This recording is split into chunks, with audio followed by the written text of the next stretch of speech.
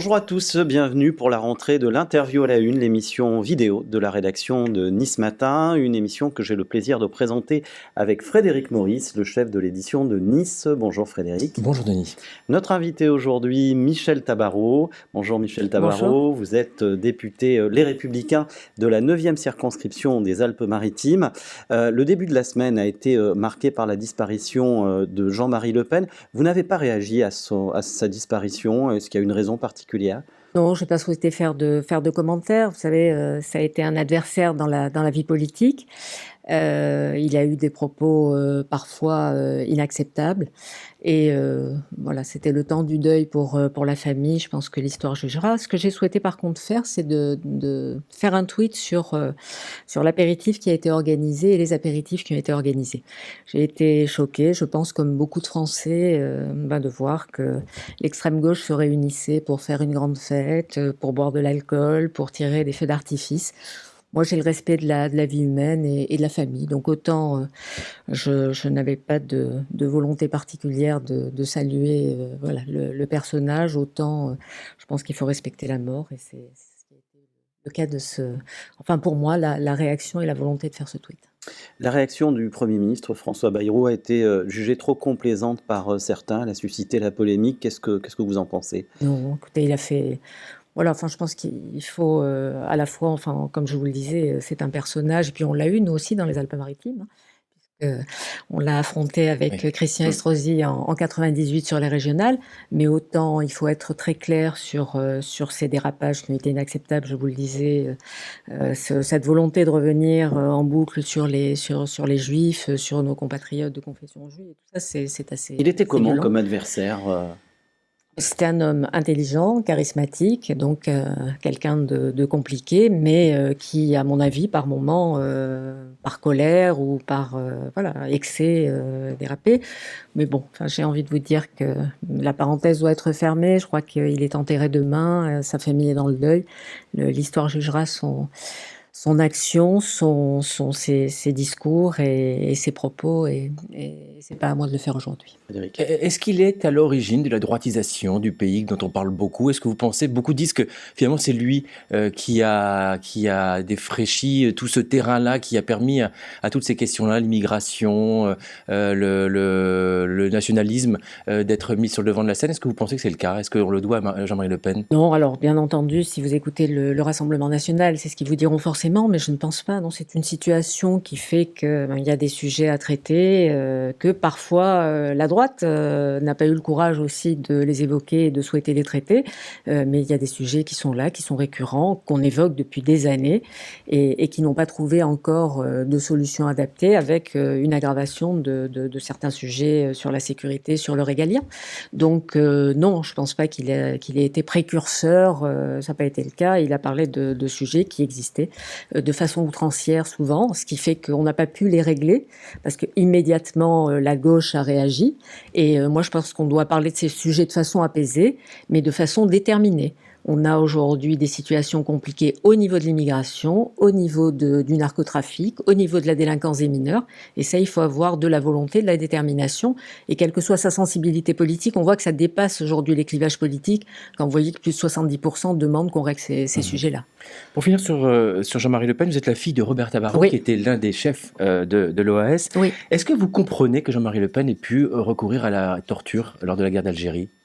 Et une fois encore, là, je vais vous dire que je suis pas là-dedans. On va pas faire le procès de l'armée française pendant la guerre d'Algérie. Une guerre, c'est une guerre. Il faut savoir les atrocités qui ont été commises aussi par le FLN. Il y a probablement eu des dérapages de l'armée française dans un contexte très compliqué. Mais ce qu'on oublie de rappeler à chaque fois, c'est les horreurs qui ont été réalisées par le FLN. Éventrer des femmes enceintes pour sortir le bébé, les remplir de cailloux, fracasser des enfants contre les murs, tuer les anciens, les harkis. Pourrait vous parler du nombre d'exactions qui ont été commises. Donc non, enfin, on va pas... Ça reste à fleur de peau pour vous, hein ? Ça reste à fleur de peau. C'est l'histoire de ma famille, c'est mon histoire. C'est mon histoire, c'est ce qui fait qu'aujourd'hui je ne peux pas être sur la terre de mes grands-parents, de mes parents, je peux pas aller au cimetière, je ne peux pas voir les endroits où ils ont vécu. Oui, ça reste à fleur de peau. Alors on revient sur la situation politique actuelle. François Bayrou est Premier ministre depuis un mois. Comment jugez-vous ses débuts? Écoutez, les débuts n'ont pas véritablement eu lieu puisqu'on est tombé pendant la période, la fameuse trêve des confiseurs, donc Il n'a pas encore prononcé sa il déclaration n'a de pas politique prononcé générale. son discours de politique générale, mais c'est un fin politique. Il a choisi, à la différence de Michel Barnier, qui a été, remarquable, mais mis dans le bain immédiatement, puisque dès qu'il a été nommé, il a dû délivrer un budget, attaquer tout de suite. Là, il y a eu cette période, un petit peu ce temps calme qui fait que François Bayrou a eu le temps, je pense, de commencer le dialogue avec les différentes familles politiques, demander à ses ministres aussi de le faire, et puis attaquer donc à partir de mardi sa déclaration de politique générale qui nous permettra de voir exactement le chemin qu'il choisit pour notre pays. Est-ce qu'il a raison de rester maire de Pau? C'est le choix qu'il a fait, qui a suscité la polémique aussi lors de son déplacement. Alors, elle a suscité la polémique parce que c'était à la fois, il y avait la catastrophe de Mayotte, le drame de Mayotte, et donc il faut qu'on soit tous très, très impliqués, à la fois compatissants et très motivés pour les aider maintenant dans les semaines et les mois à venir. Mais de l'autre côté aussi, je pense qu'il a voulu envoyer un signe de proximité. C'est-à-dire que, à la différence peut-être de certains macronistes qui ont toujours été dans un monde un peu privilégié, il a voulu montrer qu'il était à la fois attaché au terrain et qu'il allait être un Premier ministre en lien avec les Français. Donc, je dirais que ça a été un mauvais timing, ça a été maladroit de sa part, puisqu'il y avait autre chose de plus urgent dans son rôle de Premier ministre. Mais je pense que le signe de vouloir rester en lien avec les Français, je pense que c'est quelque chose de bien. Les consultations concernant le budget se poursuivent. Est-ce que François Bayrou accorde trop d'importance et de crédit à la gauche? Écoutez, je pense qu'il essaie. La situation est très complexe. On a vu ce qui s'est passé, à la fois une dissolution qui nous met dans une situation inédite, ensuite un gouvernement qui est choisi plusieurs mois après, un budget qui est présenté et une motion de censure. Cette motion de censure aujourd'hui, votée, je le rappelle, présentée par l'extrême gauche et votée par le Rassemblement national et par les amis d'Éric Ciotti, on se retrouve dans une situation sans budget. Il a fallu voter une loi spéciale, mais qui ne sert qu'à prélever l'impôt et qui ne nous donne pas la possibilité d'agir pour tous nos concitoyens, et un pays gelé. Vous savez, ce qui a toujours fait la force de la France, même dans les situations financières difficiles, c'était d'avoir une stabilité politique. Avec cette motion de censure, on a montré une instabilité politique. Et donc aujourd'hui, nous n'avons pas de budget. Vous voyez à quel point ça peut être lourd. Les agriculteurs qui attendent un certain nombre de mesures, qui sont dans une grande difficulté, eux, la dissolution, la motion de censure, ça les intéresse pas. Ils veulent concrètement qu'on avance. Donc vous avez tout un tas d'autres secteurs, que ce soit au niveau de la sécurité, au niveau de la justice, au niveau des armées, au niveau de la santé, au niveau de l'action sociale, des attentes très très fortes. Et ça ne peut être réalisé que par le vote d'un budget. Donc je comprends qu'il dialogue avec tout le monde pour essayer de sortir de cette difficulté. Il essaye à mon avis, de mettre un coin entre LFI qui souhaite le chaos, et peut-être des partis comme les socialistes, qui sont des partis dits de gouvernement, qui auront peut-être la volonté d'aller au bout de cette démarche sans faire tomber le gouvernement immédiatement. Justement, pour éviter une motion de censure, qu'y a-t-il de négociable dans la réforme des retraites qui a été adoptée l'an dernier?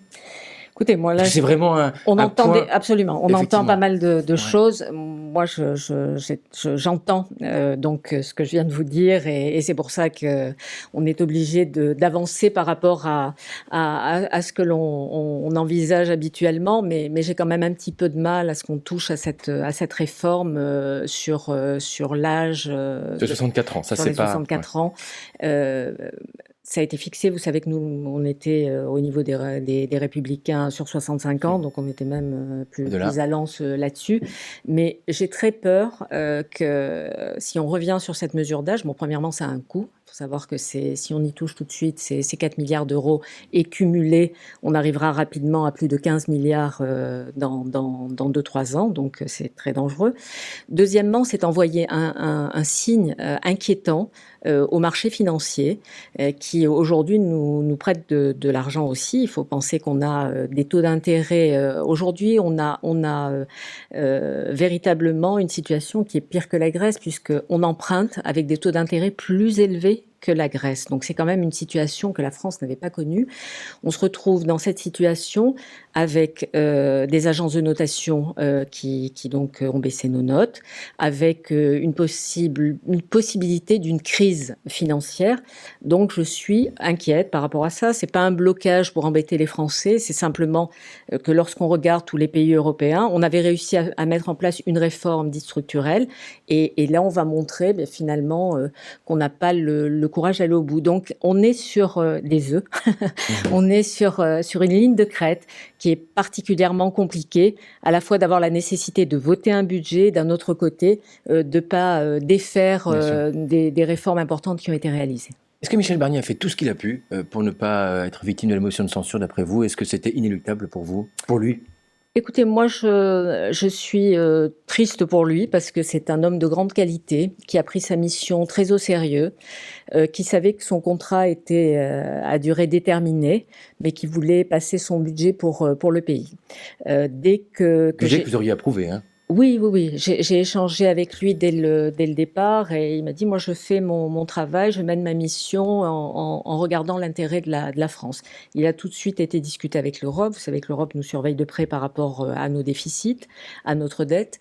Et donc il a voulu, voilà, mais il a eu peu de temps. Je pense que s'il avait eu plus de temps, il s'est retrouvé 15 jours après à présenter un budget. S'il avait eu plus de temps, c'est un homme de dialogue, c'est un homme qui aurait réussi peut-être avec des gens de bonne volonté, mais encore faut-il qu'on soit dans cette démarche. Vous savez, je pense que les extrêmes aujourd'hui le montrent en demandant la démission du président de la République, souhaitent le chaos. Ils souhaitent que nos institutions soient bousculées et ils souhaitent véritablement pousser le président de la République à la démission. Donc eux, leur intérêt, écoutez, c'est dissolution. Ils demandaient d'ailleurs que la parole revienne au peuple, ces motions de censure ensuite, et maintenant ça va être demander la tête du président. Votre frère Philippe Tabarot a été nommé ministre des Transports le 23 décembre. Est-ce que vous avez joué un rôle dans cette nomination ? Bon, écoutez, d'abord un rôle de sœur, heureuse, heureuse de voir son travail, voilà, salué et reconnu. Philippe a été, alors je dirais Philippe Tabarot, mais c'est mon frère, donc je vais le dire affectueusement. Voilà, il a été nommé d'abord comme vice-président à la région en charge des transports, où il a fait un gros travail avec Renaud Muselier sur l'ouverture à la concurrence et sur le doublement du cadencement des TER. Il a ensuite été élu sénateur.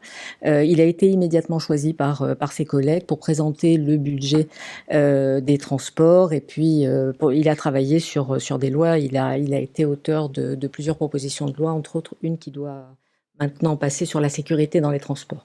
Donc voilà. C'est que sa légitimité qui lui vaut ce poste, c'est-à-dire que c'est pas vous qui avez œuvré en disant. Non, c'est sa légitimité, c'est son travail. Voilà. Après, je m'en réjouis. C'est une reconnaissance de l'action qu'il a menée. C'est une reconnaissance de notre action. Très bien. Enfin, voilà, on a une façon de fonctionner qui est une vraie proximité, et donc je m'en réjouis. Mais il a gagné ses galons par son travail. Philippe Tabarot nous a expliqué le soir même avoir appris sa nomination à la télévision. C'est votre cas aussi ? Écoutez, il avait été quand même appelé avant par... Ce qu'il nous a dit aussi, pour être honnête. Mais comme il n'a pas eu de nouvelles entre-temps, voilà. Il a découvert la télé. Voilà. Donc effectivement, on était, pour tout vous dire, on était ensemble. Donc il avait reçu des appels. Il n'y avait pas de contre-ordre. Donc pour savoir, s'il était intéressé par ce poste, pour lui dire que les Républicains le poussaient dans cette démarche, que ce soit Laurent Wauquiez, Bruno Retailleau, Gérard Larcher, enfin ceux qui ont pris l'habitude de travailler avec lui. Et il n'y avait pas eu de contre-ordre, donc ça a été à l'annonce, bien entendu, de colère, l'annonce traditionnelle qu'on a entendu le nom de Philippe Tabarot. Un ministère, c'est toujours difficile. Philippe Tabarot a été critiqué pour ses déclarations après le suicide d'un cheminot juste après Noël. Est-ce qu'il a commis une erreur en relativisant ce suicide, comme certains le disent ? Ah, il n'a pas relativisé, ça a été le seul, à la différence des médias, qui n'ont pas du tout salué ça. Au début, les médias cherchaient absolument à l'interviewer en se plaignant que, eh bien, puisque malheureusement, beaucoup de personnes, enfin, je ne peux pas vous donner le nombre, c'est lui qui pourrait vous le donner, mais sont restés bloqués, n'ont pas pu faire les fêtes de fin de Noël avec leur famille, râler des conditions, enfin, de ce qu'ils avaient vécu. Donc, au début, les journalistes ont plutôt tourné ça vers les usagers. Lui Oui, a parce qu'on ne connaissait pas au départ de l'action réellement Ah, les on circonstances. savait qu'il s'était suicidé, mais les journalistes ont surtout été sensibilisés à la situation, et c'est normal, de tous les usagers qui ont été voilà, dans une situation particulière le soir de Noël.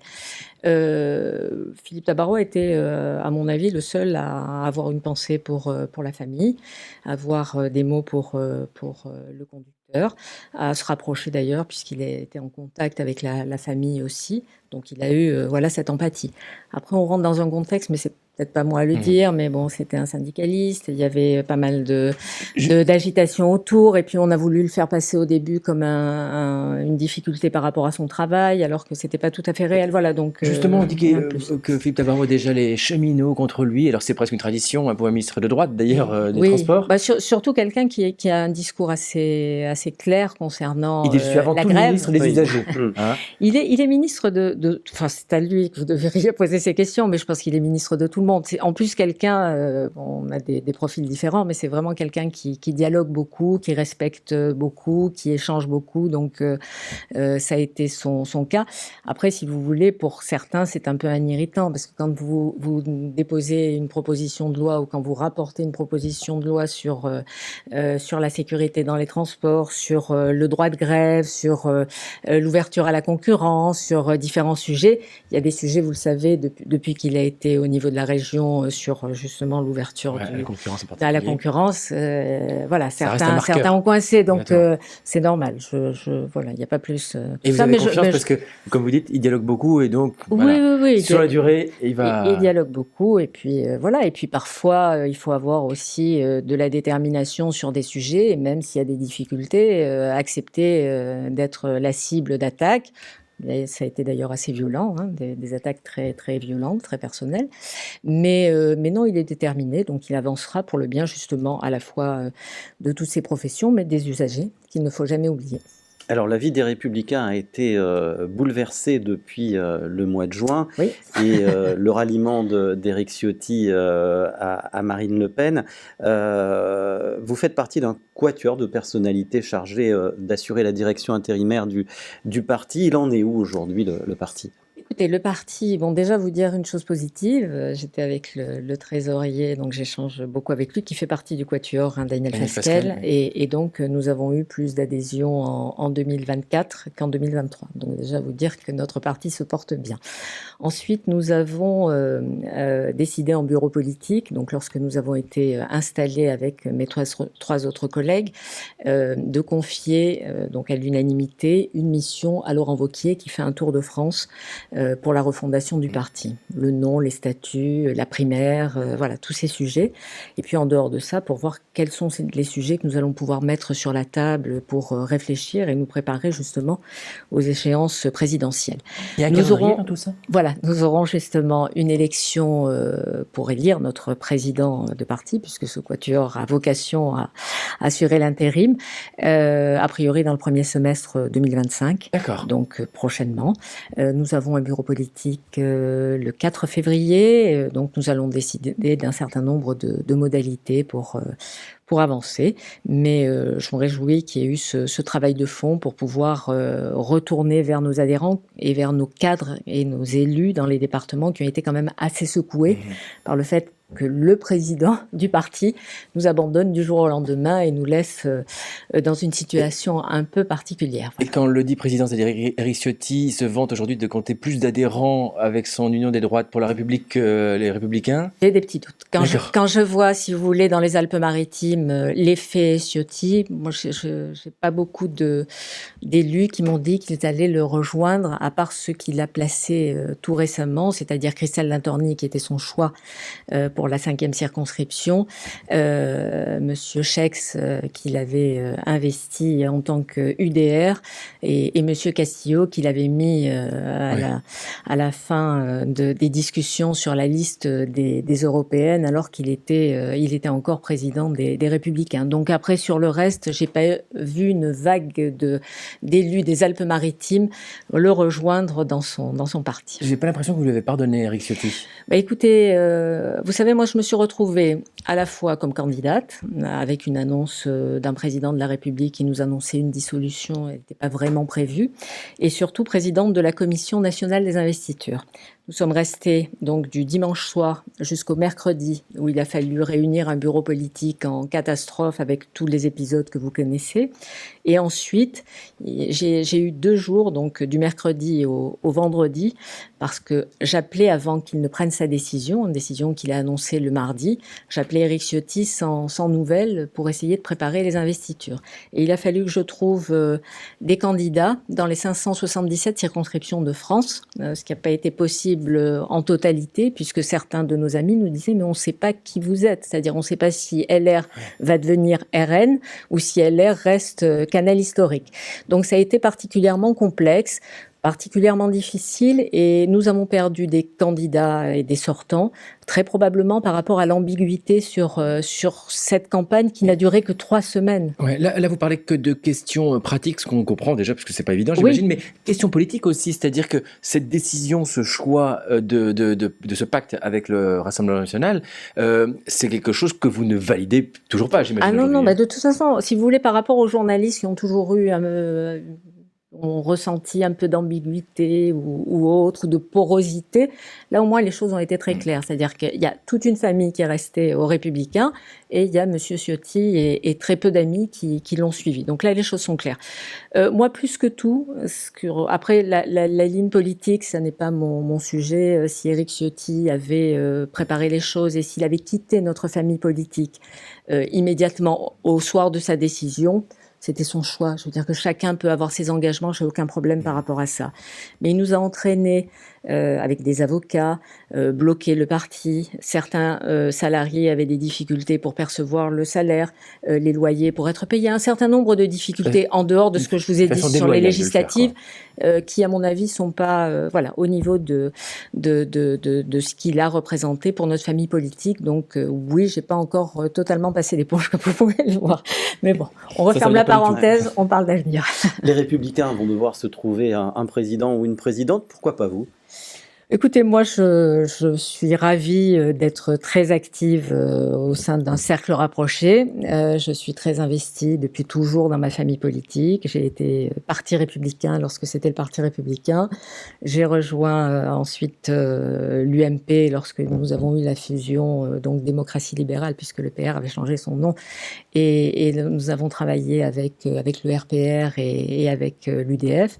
Et je suis aujourd'hui, comme toujours, très active au sein de ma famille politique parce que je suis attachée à mon pays. Ça veut dire que vous excluez les candidates ?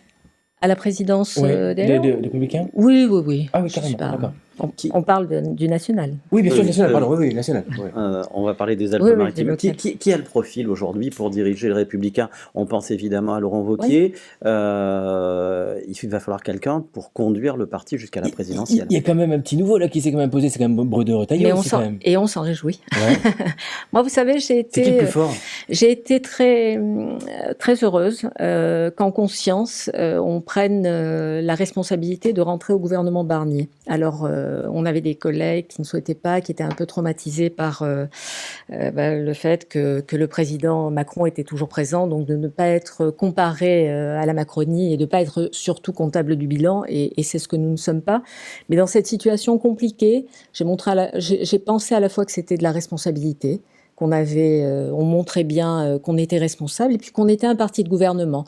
Et lorsque je vois le travail qui a été mené par les ministres LR et plus particulièrement, enfin celui qui est le plus emblématique aujourd'hui, parce qu'il est sur un sujet qui est très porteur politiquement, c'est Bruno Retailleau. Donc tout ce qui peut montrer que notre famille politique est crédible et qu'elle elle doit reprendre le pouvoir pour le bien de nos concitoyens sur tout un tas de sujets, eh bien c'est un plus considérable. Justement, Bruno Retailleau, une question importante qu'il a soulevée cette semaine.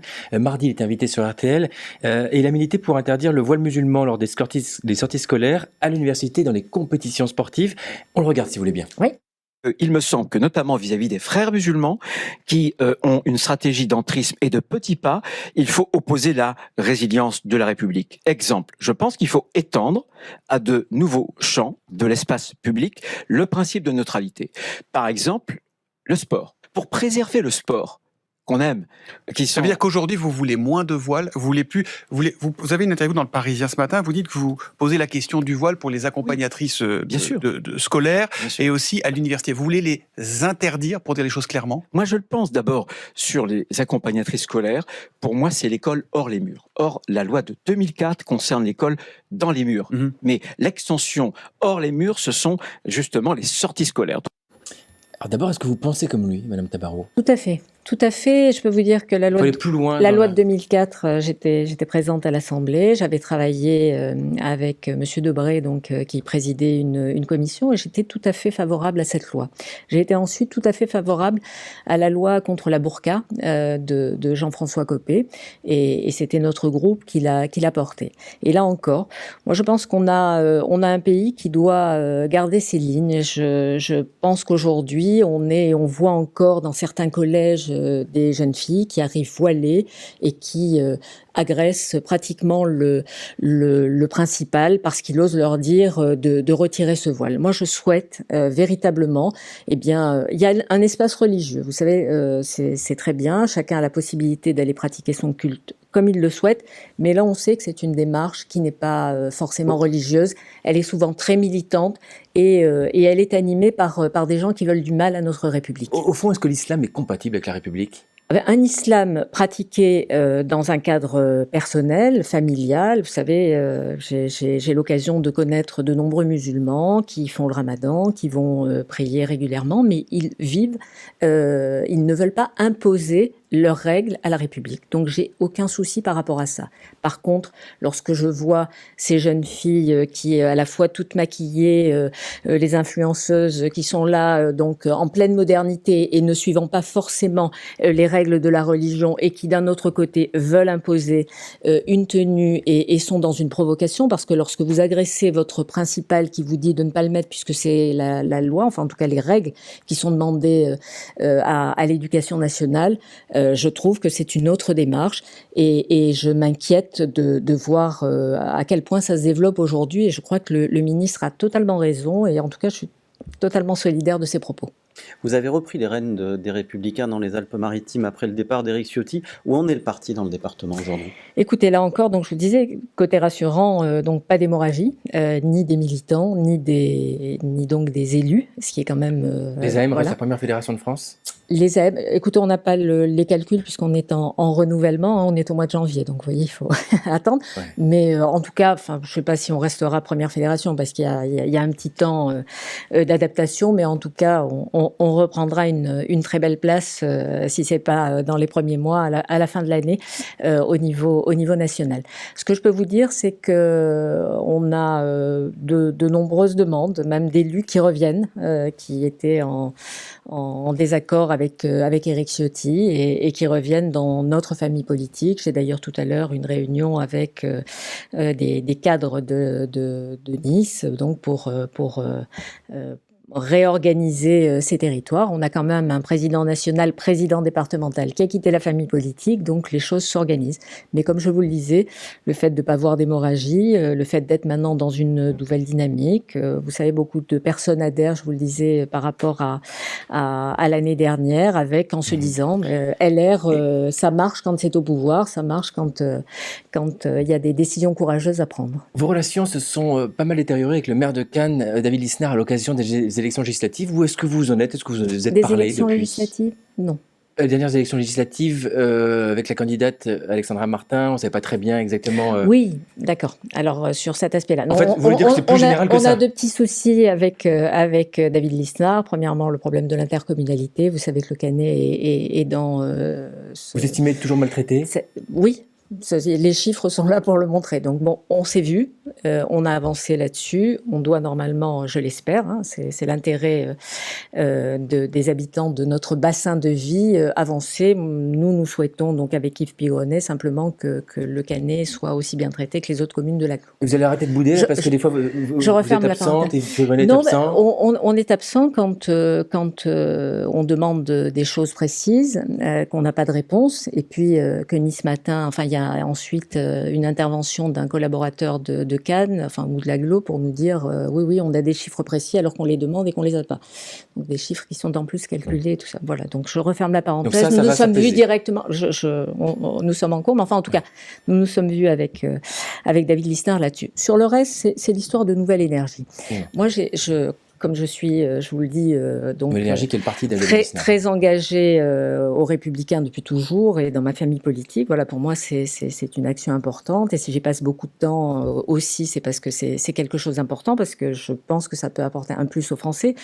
David Lisnard a créé un parti à part qui s'appelle Nouvelle Énergie, dans lequel il a sa propre démarche. J'ai un petit peu de mal. Tout en restant membre des Républicains. Oui, mais c'est ça. Si vous voulez, je pense que cette énergie qui est la sienne, c'est dommage de ne pas la mettre au service de sa famille politique. On a le sentiment qu'à la fois il y est, mais sans y être totalement. Et je regrette donc que ce travail ne se fasse pas au sein du parti Les Républicains. Vous êtes la seule à regretter ça. Enfin, vous le dites très clairement, mais... Oui, je pense que je suis la seule à parler très clairement.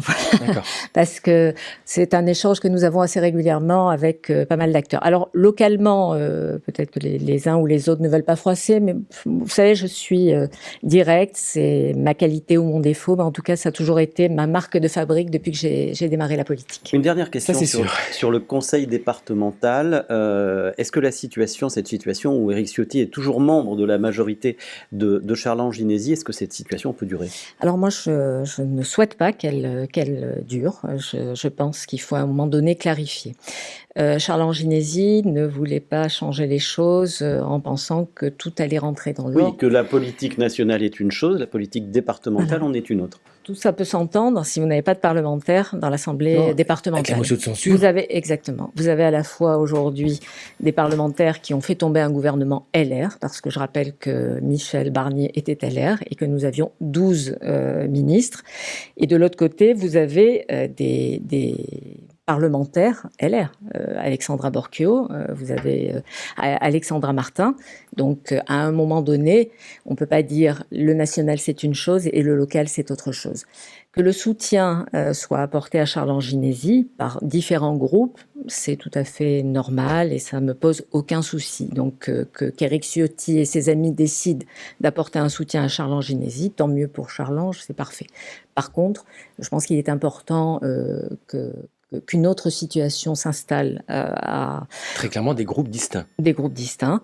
Et donc, ça se fera. Enfin, à un moment donné, vous savez... Là aussi, on a l'impression que vous êtes la seule aussi à réclamer ça officiellement. Oui, mais voilà. Mais officiellement. Officiellement. Non, mais tout à fait. Peut-être la seule officiellement et la seule tout court, mais en tout cas, moi j'aime que les choses soient claires. On peut pas avoir un discours à Paris. Lorsque vous avez des parlementaires, en plus, enfin voilà, il se trouve, moi j'ai entendu le discours d'Éric Ciotti contre Michel Barnier. Je veux dire que j'étais en décalage total et avec sa décision et avec les propos qu'il a tenus.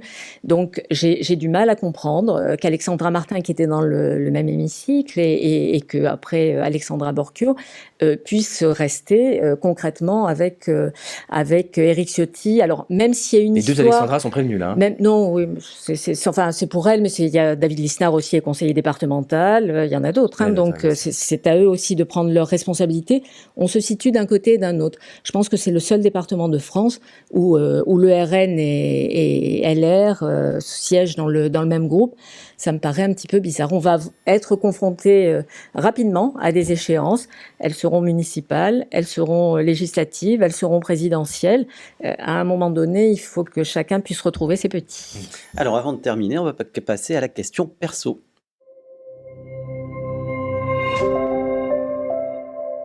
Frédéric Maurice.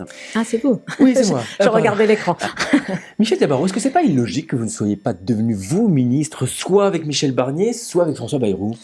Écoutez, pour tout vous dire, ça avait été évoqué avec Michel Barnier, mais j'ai la chance d'occuper un poste très important à l'Assemblée nationale, qui est le poste de questeur. Il y en a 3, c'est-à-dire qu'il y a dans je dirais l'ordre, c'est la présidente et les questeurs.